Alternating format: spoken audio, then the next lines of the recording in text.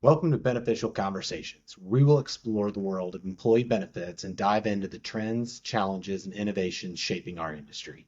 Join us as we sit down with industry leaders, HR professionals, policy experts, and thought leaders to discuss strategies for creating impactful benefit programs that support employees and drive organizational success. So, whether you're an employee, a consultant, or you're simply curious, Beneficial Conversations looks to provide valuable insights, actionable advice, and inspiring stories to help you navigate the future of work.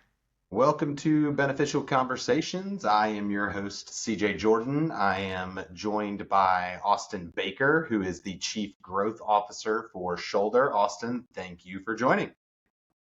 Thanks for having me, CJ. I'm excited to have a chance to talk with you today and I appreciate you having me on.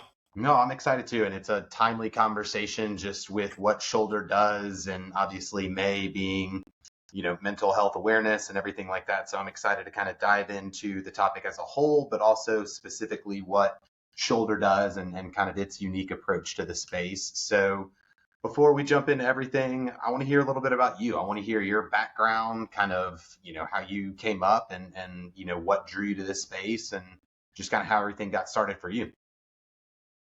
Yeah, thanks, CJ. I think if you ask people their origin story with insurance or employee benefits, it's always interesting for sure. And mine started as many do. My father was, involved with an organization, just making an investment and helping to open some doors with the benefit enrollment firm that was very early in the space.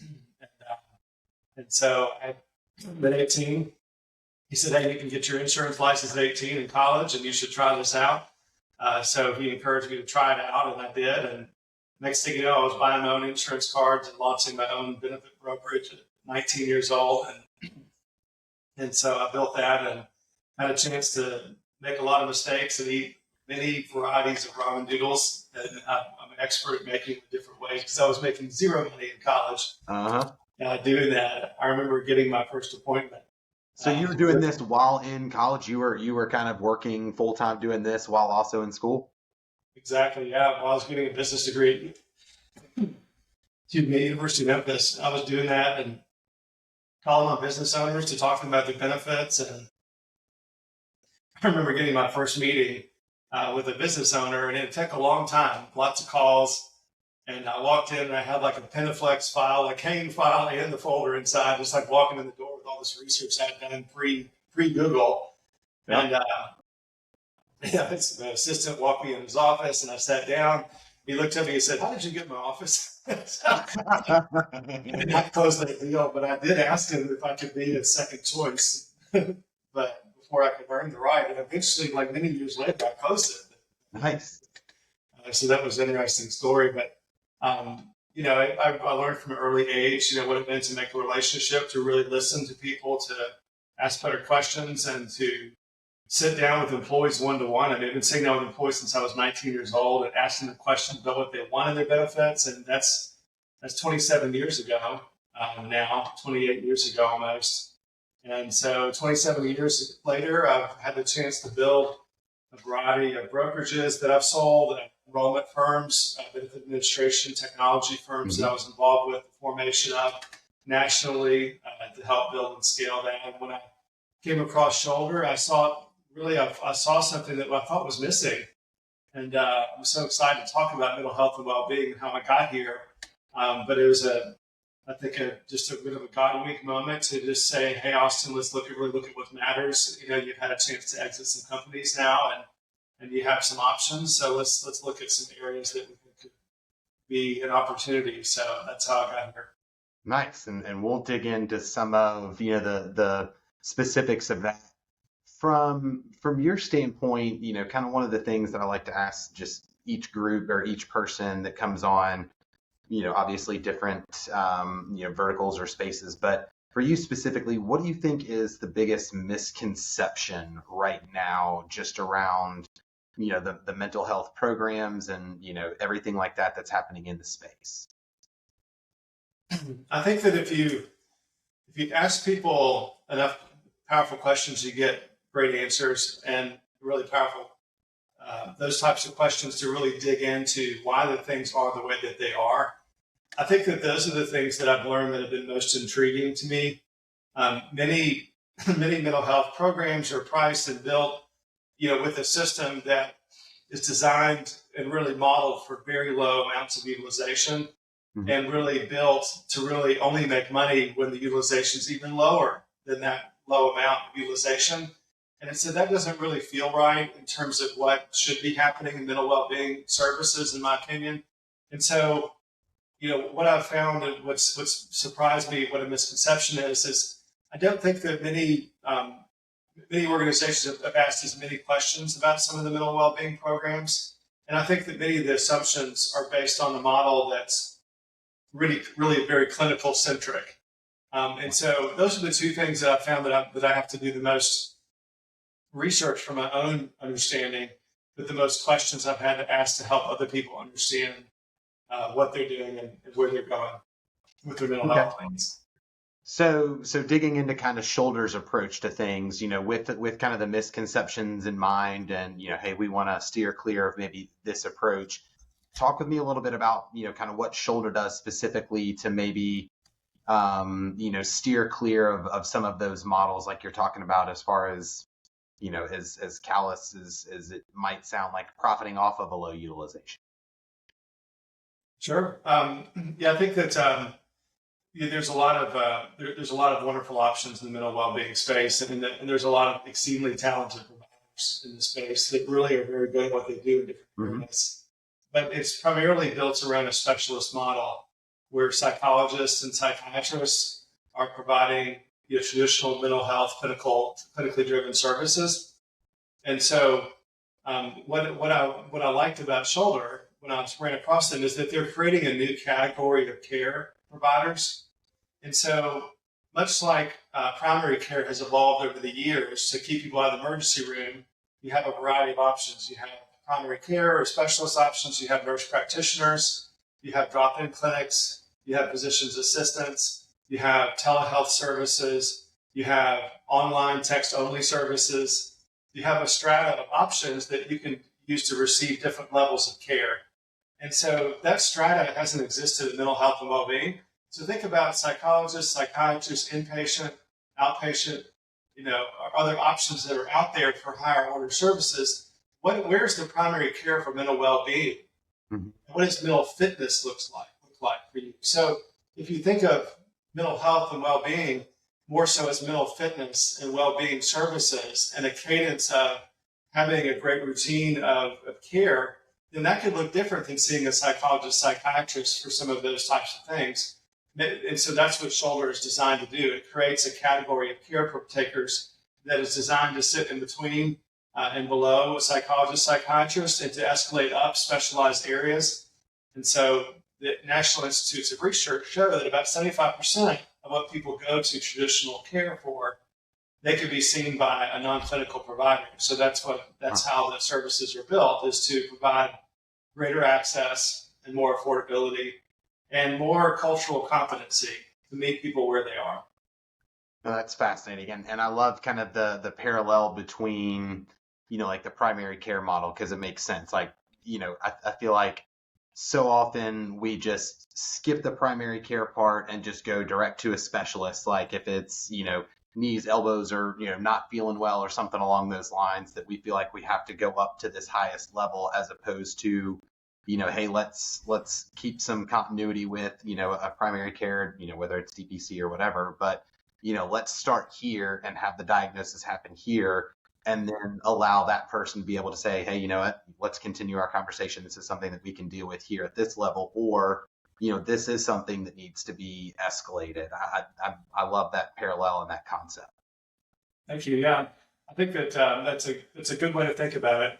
And much like the clinical model, some people are looking for more homeopathic or more holistic types of solutions that they can really use food as medicine, for instance, or they're leaning into just more over health and well-being. I'm going to focus on sleep. I'm going to focus on nutrition. I'm going to focus on a variety of other things that can hopefully keep me from taking a lot of prescriptions, in a traditional model. Well, the same things exist on mental health and well-being. And so the traditional clinical models, some psychologists, psychiatrists, and otherwise, many of them are built around the same model that is designed to you need to diagnose to continue care and be paid. You need to label, and you need to assign the category to what's going on, and then you need to have a route for what the next prescription should be for them. Well, there's a lot of individuals that can have on-ramps for SSR subscriptions, but there's not really any off-ramps. Mm-hmm. There's not really any clinical protocols for really getting people off of those programs. So many life-saving and very important, interventions happen with those prescriptions and drugs. But what you're seeing in plans is that the SSRs are going up and to the right with utilization. Right. And there's not really any off-ramps, but there's also not other models that are designed to be non-clinical centric, where you're not putting into a DSM-5 what are the diagnoses and what are the prescriptions that are likely for those. Whereas a non-clinical model is all about honoring the sovereignty of the person that's on the line with us, Yeah. and believing that they have the opportunity to solve their problems, and they need to be powerfully heard, a confidential space to do that, and they need to be listened to so they can understand themselves like they never have before. Yeah. And that's where Sholder's model is built, and there's a beauty in that. I've gone through the training myself, and I like what it is, and so having an opportunity to be off the record is appealing to a lot of people. Think about what it means to be on the record as an insurance producer. You know what that looks like if you're trying to get a specialty disability product or a high-end life insurance or other types of programs. It becomes very difficult if you have various things on your medical record. And even if you're pursuing that kind of care, and you are in certain professions, you can get hurt by that. So clinicians, physicians can get hurt, lawyers, doctors, individuals that fly planes, those kind of things. Military, first responders, in many cases, they're very wary to be on the record because it can hurt their career. Yeah, I'd never even thought of that until you and I had a conversation about that a while back. And it is just something that, I hadn't considered until you started talking about. I'm like, oh my gosh, yeah. When you start to go through these, life insurance policies and stuff, and you have to answer some of these questions, or they're going to go and do a little bit of background.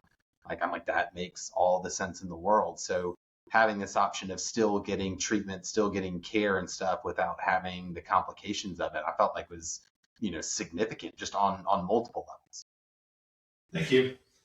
Yeah, that's what attracted me to a Sholder was that I like the pure methodology and the belief that individuals can solve their own problems, and that if you have an individual that's trained like a high-performing executive coach, training similar to models that provide the level of care that some of the best physicians provide from a clinical standpoint, and the same practices of powerful listening, powerful questions, helping to be reflective and helping to honor the person that's in front of you to really hold space for them. That's what Sholder is short for, spaceholder. To do that really well, is actually kind of rare. When's the last time, CJ, you were really listened to, deep? Could you ever have a 45-minute session where you felt seen and heard like you never had before, and the other person basically was making that meeting all about you? It's pretty rare. Right. So, and I mean, I think you brought up a great point that it's almost a space where you can communicate and maybe not solve all of your own problems, but have somebody affirm some thinking or maybe just redirect in some cases. But I feel like it doesn't always have to be this completely transformative thing, but just, again, a space where you can communicate with somebody, get all your thoughts out, and then maybe it's just an organization of those thoughts and a little redirection. It doesn't have to be this complete, 180 every time, but just a space where you can volunteer the information and just, again, feel seen, feel heard, and, affirm some of those things, or just kind of point out some things that maybe you could do differently or think differently. Yeah, that's what a Sholder session looks like. It's a 50-minute session. If anyone on the podcast is listening to this and reaches out on LinkedIn and wants to try a session, I'll be happy to let them do that. So just reach out to me on that, so you can understand what it looks like. But in general, that's what a session is designed to do. The Sholders are trained to be able to open that session, to keep it in a non-clinical environment. Screening is done before they're there to make sure it's something of the order that we should be taking care of, and not something more acute or specialized. Because if you have something like that, we want to make sure you're with a clinical provider. See a specialist, please. We want to make sure you're with the right person. And so when that happens and they start to go into what they want to talk about, then there's some centering. And then the other thing that's a little different about a shoulder session is that, um, we have a neural network all over our bodies. And so we don't just store memories in our brains, we store memories in our heart and our gut. And so our gut is considered the second brain in many cultures. And many people that have researched this and gone down this rabbit hole know that there's high correlation with overall microbiome and gut health and mental well-being health, vice versa. So if you want to be better emotionally, spiritually, otherwise, look at what you're eating, look at what your gut health is, and understand that there's a reason your stomach is upset when something's on your mind, when something's bothering you. You're like, man, my stomach is upset, I'm distressed, I'm anxiety. Those are highly correlated. And so in shoulder, we're doing somatic work. Somatic work is what's working on the nervous system below the neck. So not just talk therapy to help you understand where you are and where you're going and what your truth is and what your understanding is, right? To have clarity, as you talked about, but also to understand where you're storing those memories. Because there's a beautiful book called The Body Keeps Score. And in that, it talks about the fact that your heart has the same neurological structures to store memories, as your brain. And so your heart even has its own nervous system. So if you're not doing somatic work, which is what we do in shoulder as well, to help tap into where you're storing the memories in your body and how to release that, then you're not going to get full healing. And so there's some really easy somatic techniques that do that. But that's what shoulder is. It's more of a holistic mental well-being and fitness service that's designed to help you find out what's next for you in an affordable way, to do it in an off-the-record way, and in a confidential way. We're not oversharing with a friend or saying something that you can't take back with a family member. You have a chance to have that space to sort things out for yourself. And so when you talk about the heart, like the heart response, is that like what I commonly think of as like the fight or flight, and being able to, like, if you're dealing with some anxiety and you have that fight or flight response, like the shoulder is a way to, have some tools and resources to be able to navigate some of those responses? Yeah. A lot of the reason that people go to shoulder is for anxiety-driven fight or flight type of reactions that are happening. And there's a number of reasons that that's happening and why that's increasing in our society.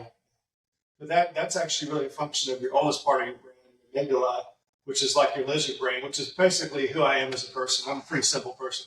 but the fight or flight kind of mechanism comes from there. But your heart actually shows the way that you make memories. There's a reason your heart feels warm when it tries to. There's a reason your heart has those types of feelings in it. And I believe that we store wisdom in our hearts as well. And so the heart has its own neurological system, really almost its own brain. Mm-hmm. The heart has an electromagnetic field and a resonance field as well that does, activate and react to your limbic system and your other systems that you have. And so your brain is very powerful, but your heart neurological system is very powerful in terms of knowing and understanding and intuition. Your gut is similar in that way, trusting your gut instincts and knowing kind of what that feeling looks like. You have a lot of wisdom in those places. So they're actually, we get so kind of pulled into parts work in the healthcare space. You got a person that's a hand surgeon that's the best person operating on index fingers in the world, right? You have another person who's very good, gut person, but really and truly the brain and the neurological system is linked to both. And I think that you would believe as much as anyone else is that as the mind goes, the body follows. Mm-hmm. And if you're looking to get full healing in your life, you've got to believe that you're going to be fully healed. You have to believe in the treatment options that you have. It's so interesting that it's called the placebo effect. It should be called the miracle of the mind effect. It shouldn't just be called just the placebo. It should be called the miracle of the human spirit. And so we encourage people to really tap into that because there's tons of wisdom in your heart. If you're doing somatic work, you can discover a lot of things that you're storing that maybe you're serving you or maybe aren't. Sure. And so how, you have the non-clinical component, and then there's also, the clinical component. Sure. Because there's going to be people who have, they're going to be people who maybe already have a therapist or a psychologist or somebody that they, currently use.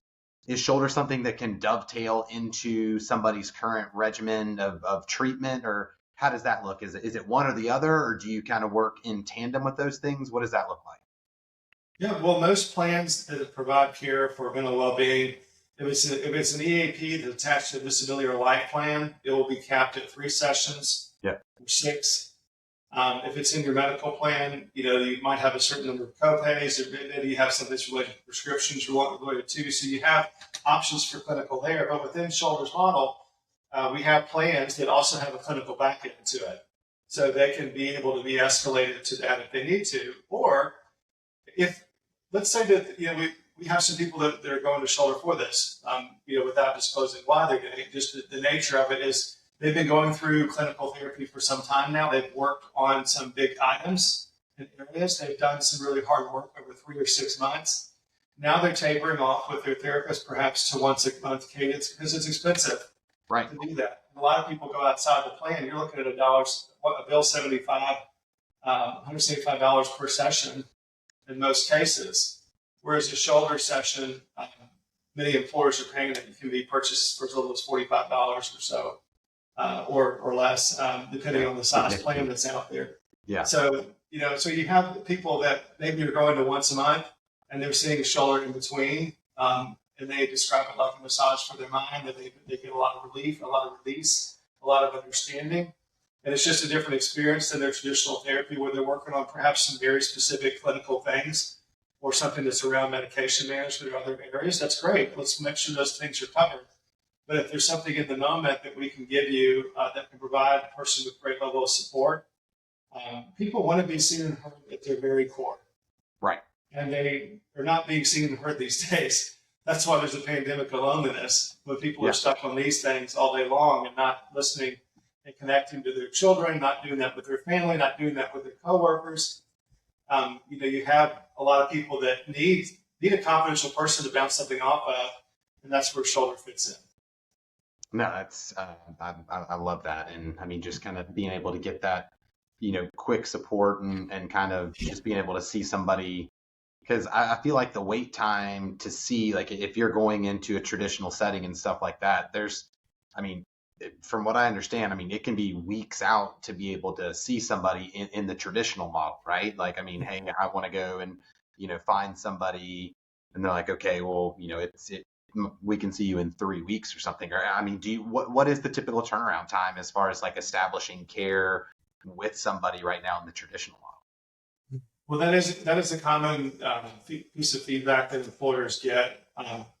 Is that traditional plan options that are out there, many of them are using the same network that they rent or get space on, and then they contract with providers for additional access or special access as well on top of that. And the wait times can sometimes be very difficult.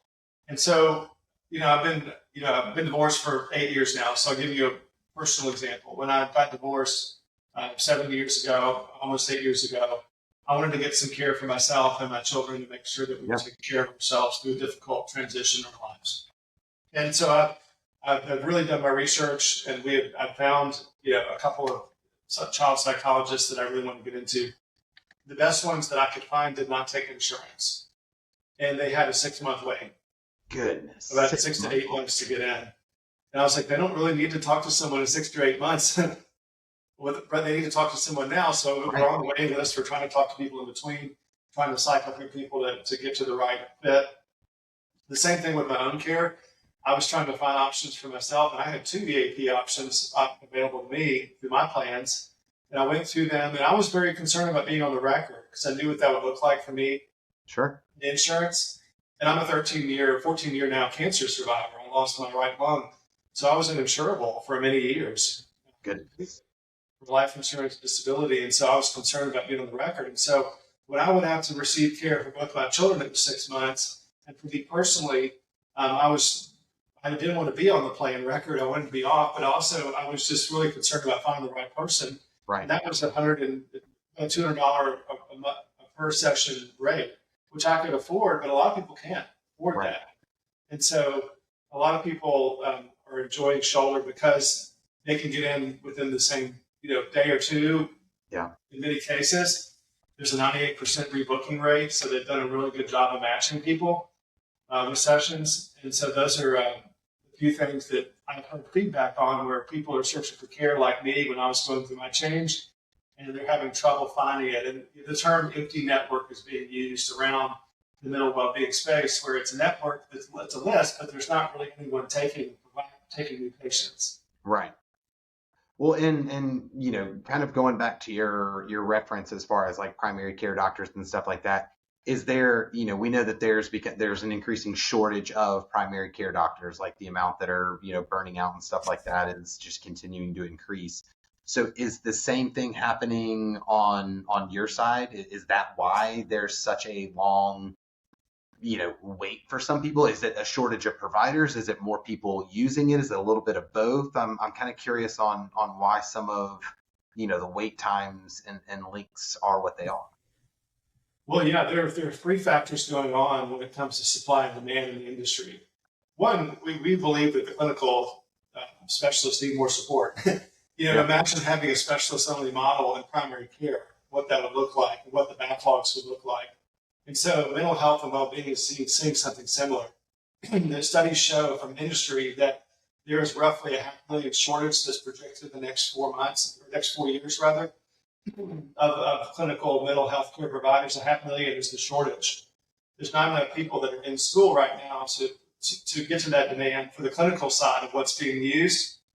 And so really the industry's kind of screaming for some help. I mean, they need, they have LCSWs, they have other stepping stones that are getting closer to that, but they're still clinical. They really need another tier of support, in my opinion, to just give people in the moment care. And so the other factor is the wave of demand is increasing. So there's a wave of generations in the workforce. You have Gen X here. I'm in the middle of Gen X and and a millennial.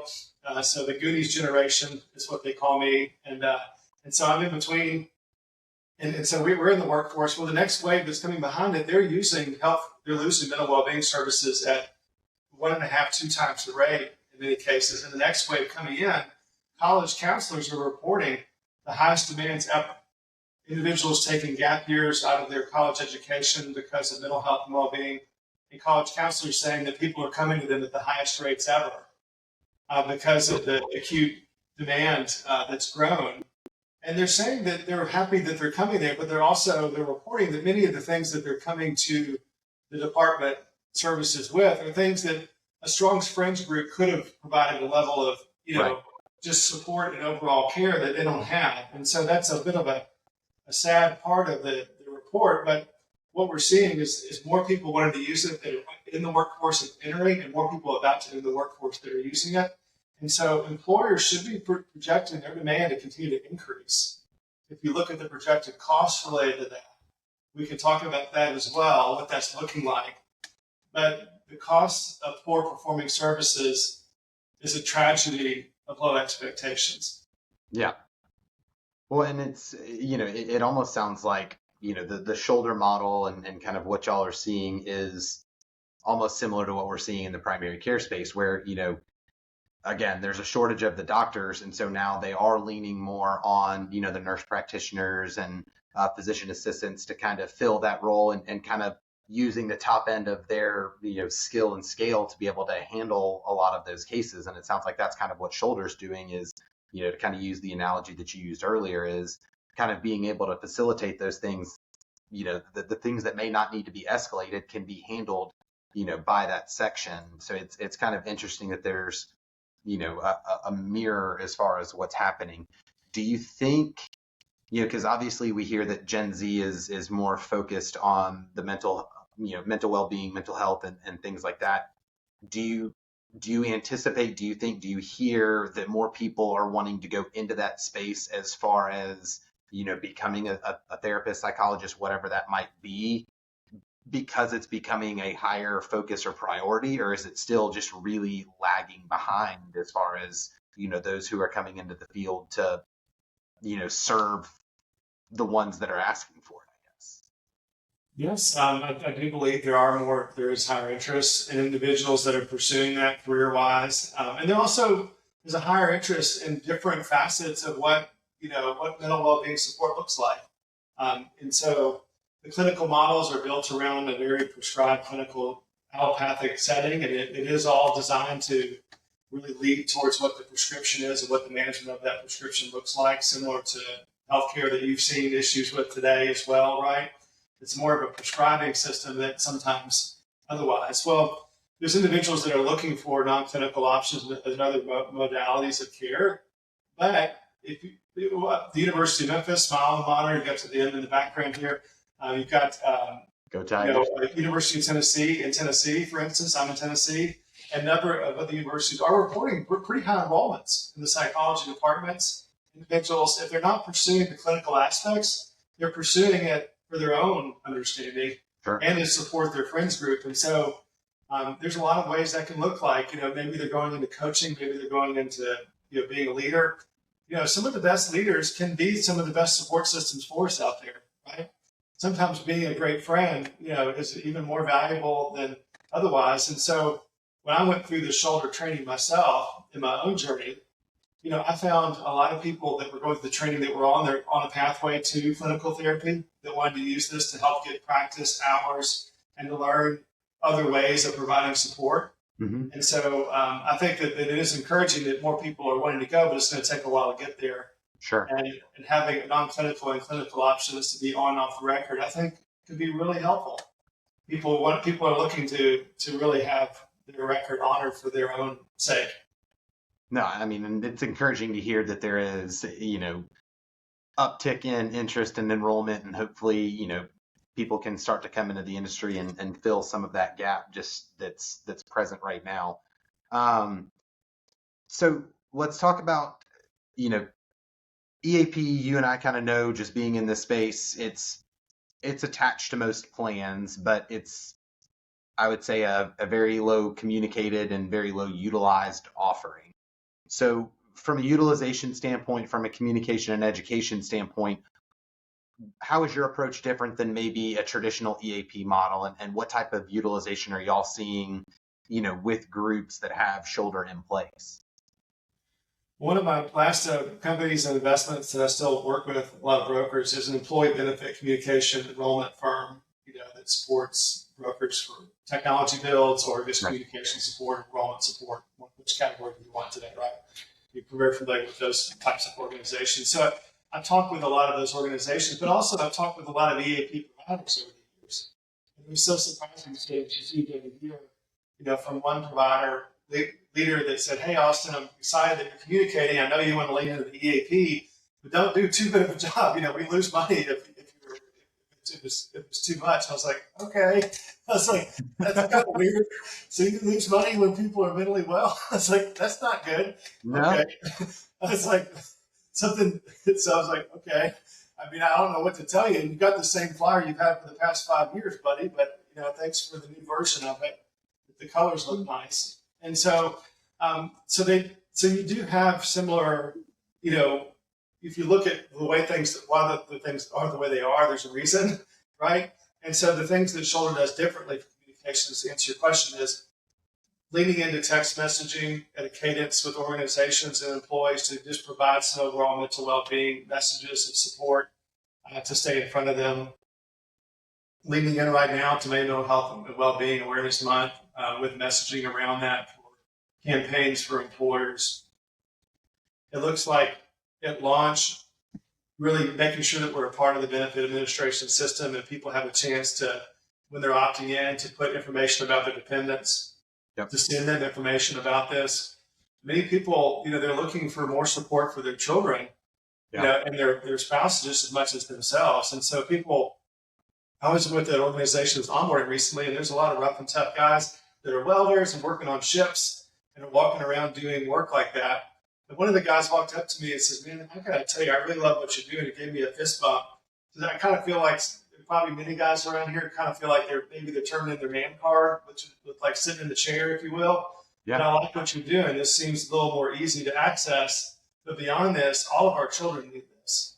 Yeah. We're seeing a lot of our families need help. I want to make sure they're getting this information. I'm taking some extra flyers to them right now. I was like, well, heck, that's what we want, right? And so what we're seeing for utilization is the way people look at Sholder. They're using Sholder as a verb, which is really encouraging. Going to be Shoulder today, and they're considering it something that's an alternative that's more accessible. And what that's translating to is 7 times utilization of traditional clinical care options. Wow. Is what people are seeing. When I looked at the research on their early customers, a 98% rebooking rate and a 99 NPS score, which is crazy satisfaction rate. Most people are happy with the 65 or 70 NPS. Yeah. To have a 99 NPS, I looked at the data several times. It's still trending. You're like double checking the numbers. It's like, are we? I mean, but that's just wild. Questions like how likely to recommend to a friend or colleague.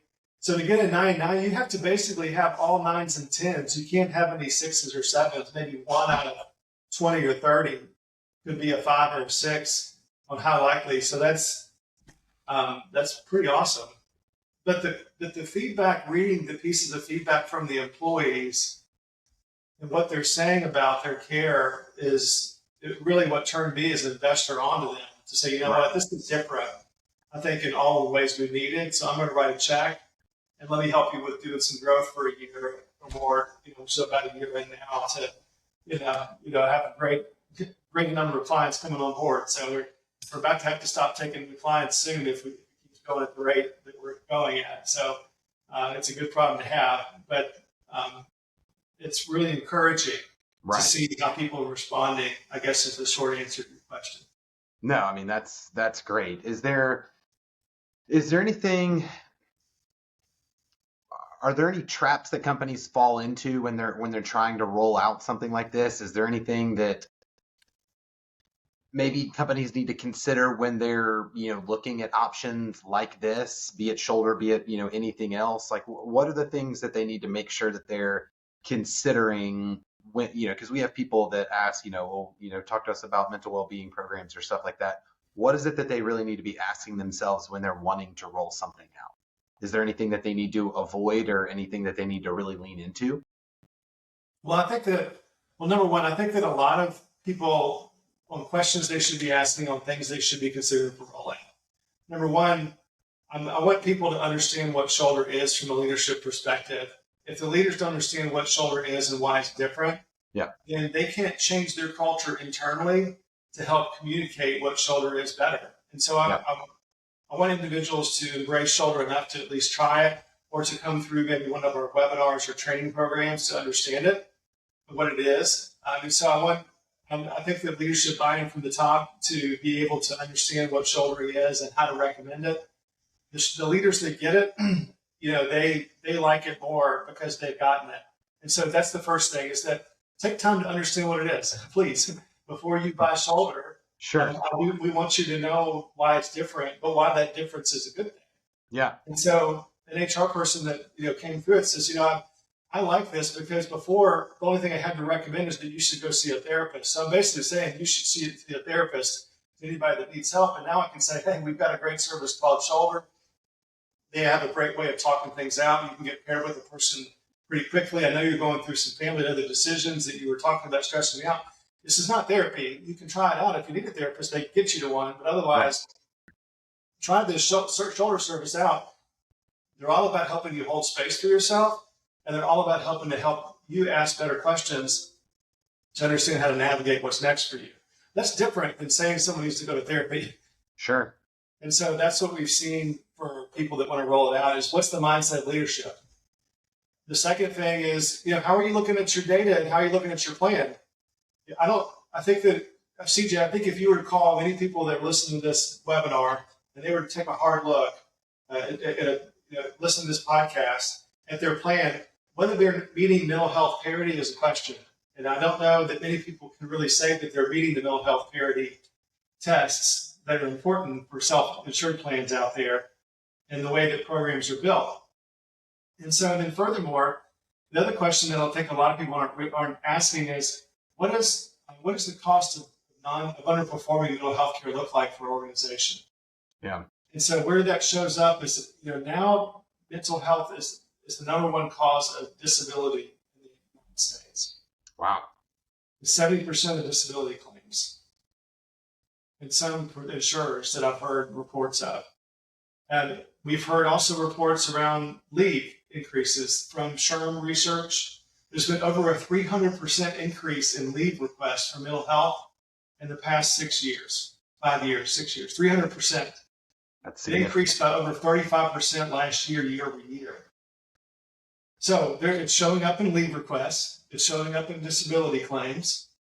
Where else is it showing up? Well, the average individual that has a mental health need, diagnosed or undiagnosed, treated or not, that they can track in some ways, versus that has other healthcare needs. On average, they're going to use the health plan at $15,000 more per year per person. And so that's the third factor that's shown and proven. Individuals that the mind goes, the body follows. Individuals that are on SSRs or that have other mental health needs that are being met or unmet, on average, when it's a combination of that along with chronic condition or something else, that correlates. Lastly, all of your heart chronic conditions, many of them have high correlations to your mental health and well-being, very high. And so if you think you're going to get down to your chronic conditions and manage them better if someone's not taking care of their mental well-being and fitness, and doesn't have a cadence to be able to stay on track, that has a strata of options from clinical to non-clinical, then you're not going to be performing. And so if you're looking to perform and to help people move the needle for themselves, for their heart health issues or their ways, it's a combination of mental health services being used at a higher rate, for breathing, for meditation, for rest, for relaxation, for anxiety reduction, that's going to lead to that. So those are a few things of like ways to think about things that most people are not asking questions around. Yeah. That can make a big difference in your plan. Well, I mean, and that ROI just extends beyond, the cost that, a company might be paying to implement the program and then the usage. I mean, there's, secondary and tertiary benefits, just like you mentioned, that, may be difficult to measure, but like can be pretty substantial. I mean, not just from, a mental well-being plan, but I mean, like you were talking about from a health plan, like when you can say, using this and leveraging this resource, especially when it's as inexpensive related to, the traditional model, can help you also turn around and, spend less when it comes to health insurance. I mean, that's wild to even me. Like, I knew that there might be some correlation to an extent, but like hearing those numbers is pretty staggering. It's about a 4-to-1 return when done well, with the mental health service. And many great health services out there. Sure. And so the reason I liked Sholder when I leaned into it was that, people aren't going to those other services because they're seeking non-clinical options and they're seeking something off the record. They assume that they're going to be on the record when they do that. And they assume it's traditional clinical psychiatry care in many cases. And so with Sholder, they're leaning into it because they understand what it is. And they understand that it's an option that keeps them off the record and gives them culturally competent care. So when they're leading into that, with the higher levels of engagement that you can get out of it to reach more people, you can start to see some of those correlations go up. We believe that based on the research that we have and the surveying with our clients, we're looking for some employers that want to do some contracts with us that we can work with Validation Institute and provide some additional measures around to measure things together. Let's help you measure your disability and leave requests related to this. Let's help you measure other things related to this. And let's work on a data plan together to show how this can work. Because Sholder can be built with utilization only if they want to do that in a self-insured plan and just bill the employer directly or the plan fund. But also, with a very low per employee per month, you can get more training, more support, and more communications for your employees to really install a culture of mental well-being and fitness in your organization. So those are the things that can unlock your ROI. You've got to really be willing to look at the data in a number of ways. Right. And let's work with together and get the right third party involved to help measure that. So we have a lot of employers that are wanting to take a second look at things. They felt that a lot of the services have looked kind of the same that they evaluated, and they want to shake it up and try something different.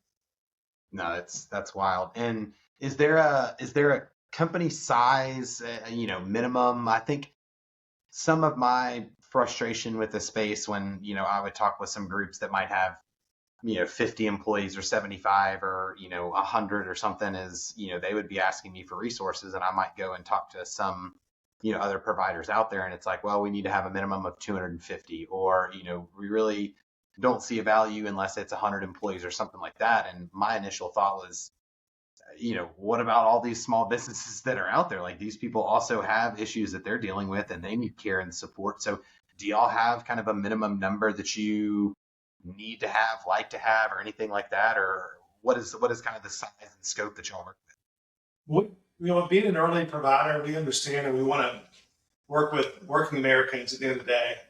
And if we're going to reach working Americans in the day and accomplish our mission, we've got to be able to understand how to work with smaller businesses because that comprises what 90% of businesses out there plus. They're under 100, I believe. And so when it comes to where the employees are, but at the same time, we've got to do that in a way that is sustainable for us. And so we're continuing to evolve to strengthen our services for that. And we provide small businesses with a very low, just fixed rate. It's not a per employee per month. It's just a flat amount per month they pay to get access. And then they get so many sessions for that can be included. And then the sessions beyond that, for individual that would use it, then they just pay utilization on those sessions at a negotiated rate, usually $45, something like that, which is very affordable. Yes. And so those employers that are smaller are not really blinking at the cost. If they're truly committed to providing culture, mental well-being services, $200, $300, $400 a month or so, or maybe $500 or $600 a month, it's not that much to put this across all the employees and their family members to provide them with access to shouldering and clinical support. So we've gotten feedback from smaller employers that they appreciate just knowing that there's a fixed cost involved with it. Right. And that, that they can predict it. It's easy to budget. And, if they're, really looking to promote that, smart employers understand and realize that change is coming in their business. And that change is going to be met with the same emotions and feelings of every employee that goes through change.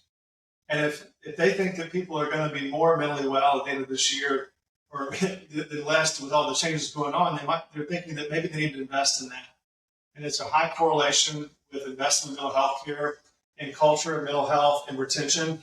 It's like 85% plus in terms of the factor weighting with employees who are surveyed about how likely they are to stay with an employer that invests in their mental health and well-being.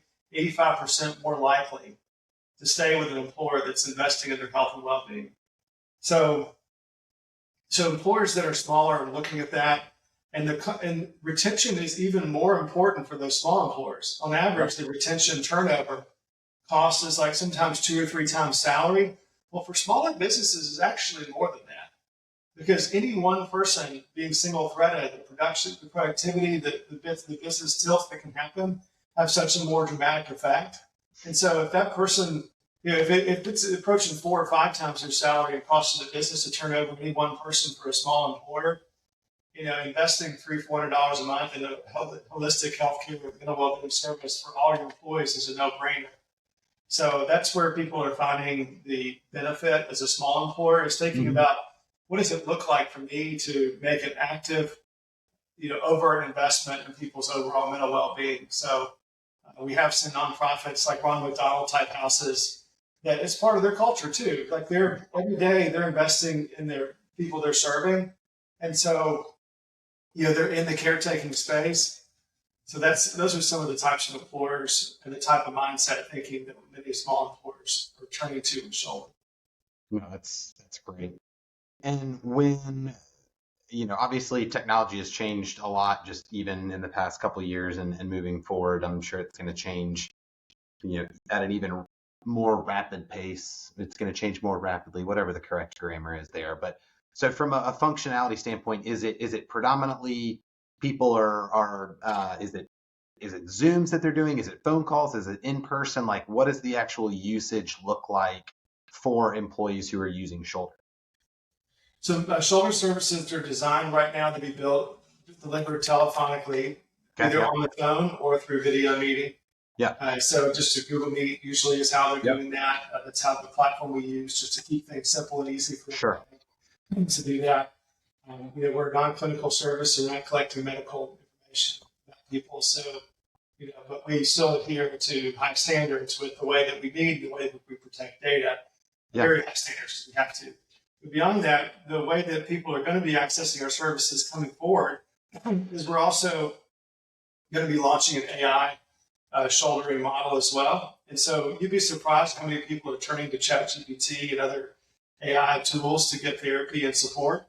Mm-hmm. And so the good part is that people are asking for help. The bad part is those models aren't necessarily trained in all of the same areas, and the way that they're used can have some unintended consequences. And so we have a model that we're training in shouldering internally. It's going to be trained in a variety of programs that are very specific to mental well-being, practices that are out there. So that's going to be available for clients coming on for January 1. And then they'll also be able to access clinical services with our 360 plan, and they can choose in-person or virtual options for the clinical care. So that's what's coming on the later plans now. And the AI model is going to be great. Being able to provide a somatic coaching session for a person that's experiencing anxiety that can be delivered, through an AI model to help them with breathing exercises, help them with in-the-moment support. Doing some sound and light therapies is something that we're exploring as well. It's actually proven that sound and light therapies can have dramatic effect on relaxation and on other changing of states and being able to tap back in and center yourself. And so there's a reason that blue lights are used in your phone and on your screens. And the reason is because those blue lights pattern interrupt our nervous system to control. And so that's why being able to having red light and other therapies to get away from blue light is so helpful for people. But sound and light therapies are being proven out well, and so we hope that that'll come in some of our next iterations. But for now, there's going to be an AI shoulder called Emory that rolling out. We're excited about that too. That's fascinating, and it's incredible kind of where we're going. And so I know that's kind of shoulders, maybe, next iteration.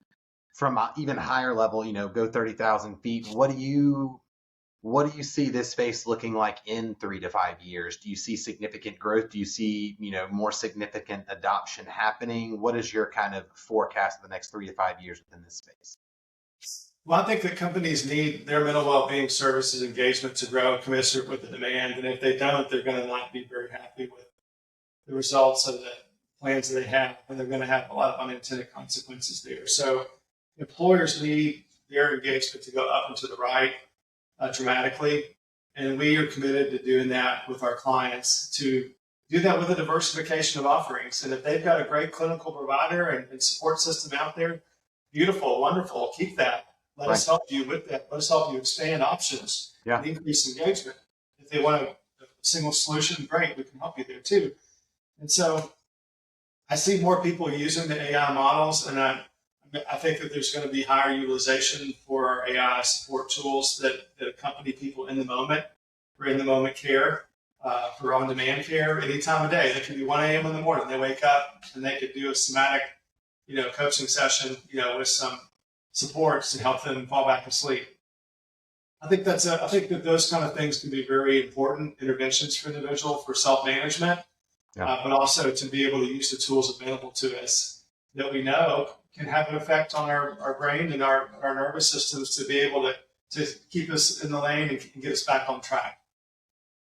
Man, this is, I've learned more in the midst of this podcast than, I even thought. So this has been fantastic, and I appreciate it. I have one last question that is not related to, shoulder or anything like that, but it's something that I ask everybody that comes on, mainly because I'm curious and I love food. So I need the best meal that you've ever had. And I know you come from a food background, food family and stuff like that. So this is going to be, a little tricky for you, but I need the best meal that you've ever had. So one of my favorite questions that's related to this is I ask people at dinner, what bite of food contains the most memories for you?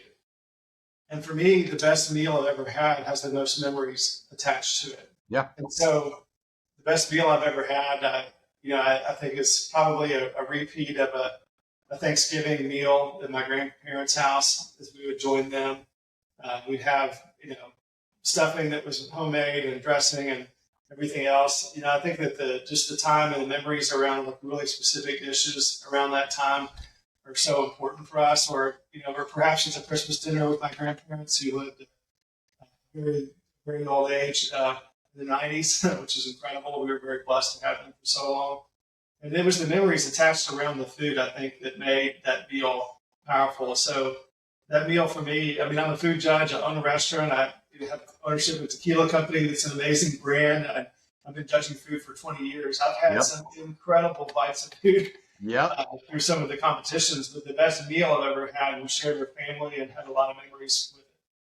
No, I love like I mean that's such a fascinating thought. Like what bite of food gives you or reminds you most of things. Like I've never thought about that, and it kind of makes me rethink some of the best meals. Like I still have core memories attached to meals, and some of them good. But I also remember my mom making me sit down at a table when we were in Savannah for Thanksgiving. She's like, "You're not getting up until you finish this glass of tea, sweet tea." She was like, "I still to this day don't know why I died on that hill," but she was like, "You're gonna do it." But that's, I mean, just memories around food is I think that's a great way to kind of think of things. Well, Well, Austin, like, your taste and your smell, they go directly to your brain. Smell goes directly to your brain in terms of the fastest connectivity, in terms of receptivity. And so it's so interesting that our eyes, the only thing we can see for the entire world is through these two small slits, in the top of our head that we got the chance to perceive. The same with smell and sight, and the way our brain systems, the way our nervous systems, the way our mental well-being support works is a beautiful thing to unlock. And yeah, so thank you for helping me unlock it, CJ, and to invest in that. And I want to encourage you and everybody that's listening to invest in their own mental well-being and yeah, to take time to make every day their best day and to think about what it would look like to be even more high performing in terms of being centered and walking into truth, what that would feel like for you. And that's possible. And it really is designed really about getting in alignment, about listening to yourself, and about being heard. And that's what Shoulder's all about. So thank you for letting us share with you, CJ. no, this was great. Like I said, I mean, I learned a ton even in this hour that we've been talking, and hope that it's beneficial. Let people know where they can get in touch with you if they need to get in touch with you. Talk about that, and then we'll wrap it up. Yep. Well, Shoulder is spelled S holder is short for spaceholder. So shoulder without the U. The only thing missing is you, is what we say. All And right, I so, like it. so shoulder is just easy to find. CJ and other great providers, with their brokers can help connect as well and help us to understand how to work with a group because they know their groups better than we do. And we want to make sure that we're greatly matched and built the right way for every employer that we work with. And so reaching out to your broker to talk to Shoulder is just perfectly acceptable too. But if they'd like to talk with us, we're happy to host a meeting with both as well. But sholder.com, shoulder.com is how you do that. And CJ, they can find me on LinkedIn too. That's where you and I like to hang out. Yep. We have, talk about more than the weather. So, Yep. Yep. yeah, Yep. I'm all about, being a real person and being a father at first and leading into values and you're leading the right way. So I appreciate that about you, CJ, your authenticity. I appreciate that. Well, Austin, thank you so much, man. This was great. I appreciate your time. And we'll catch up soon. Appreciate it. Thanks, CJ. Thanks, bud.